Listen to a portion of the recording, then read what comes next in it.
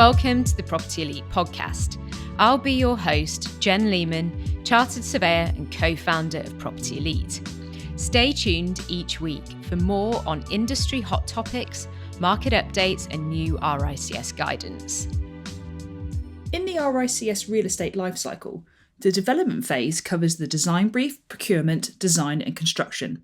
Planning and development candidates are likely to be involved in the first three of these, identifying and acquiring the residential development land, agreeing the client's brief, procuring the professional team and potentially also the construction team with the input of other professionals, and providing input into design.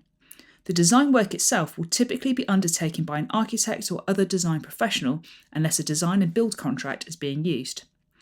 After this, the construction stage begins and the bulk of the work is typically transferred to other professionals such as a quantity surveyor, project manager and/or building surveyor. These roles are also likely to input into tendering, procurement, agreement of contracts, cost planning and management, contract administration and project management. Here we are looking specifically at the initial phases of residential development, including land identification, acquisition and due diligence. This is ideal for planning and development candidates, as well as those involved with land and resources, residential and valuation. The principles are also applicable if you are a commercial real estate candidate acquiring a development site for a client. The broad RICS phases align with the RIBA Plan of Work 2020, with phases 0 to 4 covering the pre-construction stages. These include 0 strategic definition, 1 preparation and briefing, 2 concept design, 3 spatial coordination and 4 technical design. Here are 8 questions from an imaginary client and factors you should consider when giving reasoned advice. Question 1. I want to build 3 new houses on the edge of a small rural village. Help. The first issue that springs to mind is planning potential, let alone the availability of land. Advise your client that a review of planning policy is the first diligent step. This will allow you to consider whether current policy would permit residential development on a potentially greenbelt site. If a site has already been identified, check the planning history of the site itself and any similar surrounding plots. If consent has been refused, why? And does this mean that residential development may be unviable? If policy suggests planning may be achievable, this is great news. Question 2. Which site should I buy? This is a very broad question and one that starts with defining your client's brief. Setting out a clear brief, potentially alongside your client's architect, if instructed at this stage, will help you to explore opportunities that fit their brief and would be viable in planning and financial terms. After you have defined the brief, you should have a much clearer idea of what your client needs from the finished scheme. This could include meeting specific financial hurdles, ESG credentials, accessibility requirements, or a design that is in keeping with local architecture. If the client does not already have a site in mind, it is time to get searching for one. There are many ways to do this, through letter drops, speaking to local residents, using online portals and the land registry, and driving by the site and around the local area.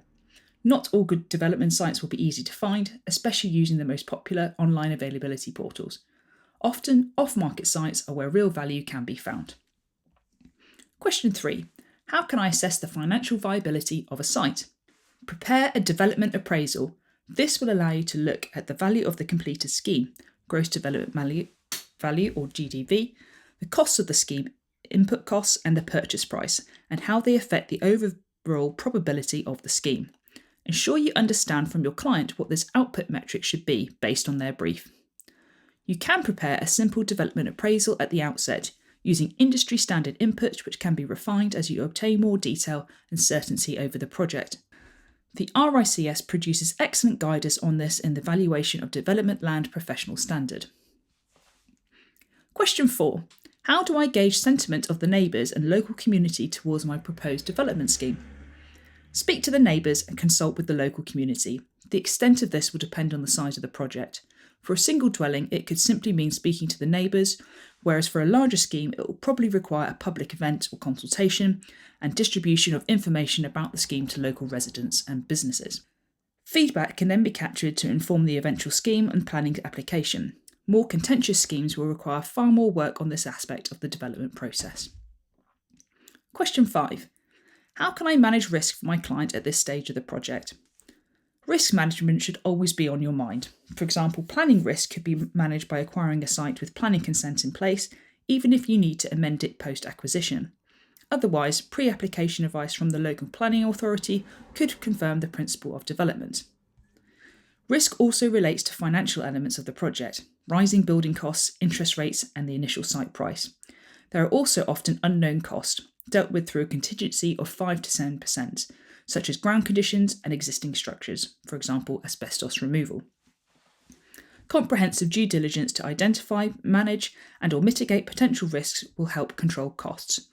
A risk register is a good starting point, as well as ongoing liaison with your client and the wider professional team. Question 6. What site-specific risks do I need to take into account? There are many site-specific risks that you will need to carry out due diligence into. These include ground conditions and subsoil using a geology map, coal mining, tree preservation orders, radon, services, what is existing and where are they located, do they need to be moved and do we need any new services brought to the site, access for residents of the completed scheme and for construction traffic, rights of way, contamination, listed buildings, conservation areas and other site-specific designations. This is by no means exhaustive and due diligence requirements will be defined by the scheme site in question. The more information you can gather early on and advise your client on, the more you can reduce risk and increase the chance of project success. Question 7. The design team wants to build something that is completely in contrast to my client's priorities of cost and speed.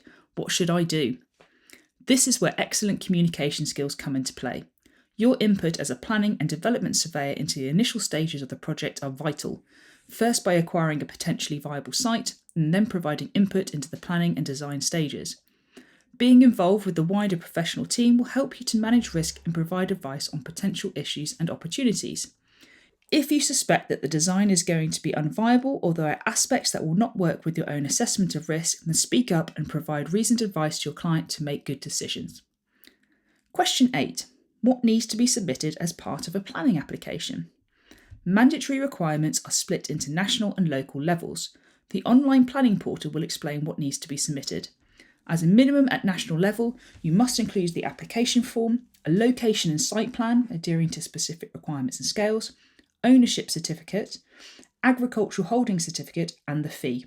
You may also need a design and access statement and fire statement. Each local planning authority will then set out their own requirements for an application to be valid. Ensure you check and comply with them. Preparation is everything. The 8 questions above are only the tip of the iceberg when it comes to the role and responsibilities of the planning and development surveyor. What are the most important issues for you when advising a client? How do you overcome them? Being prepared and knowing about the risks and rewards early on will help to boost project success, so be aware that you will do a lot of work without much physical progress being seen at first. Thanks for listening to the Property Elite podcast this week. Head to our website to check out our full blog, free and paid support resources and services, free consultation for every single RICS APC and AssocRICS candidate, and also ask us any questions you have via the website chat blog. See you next week.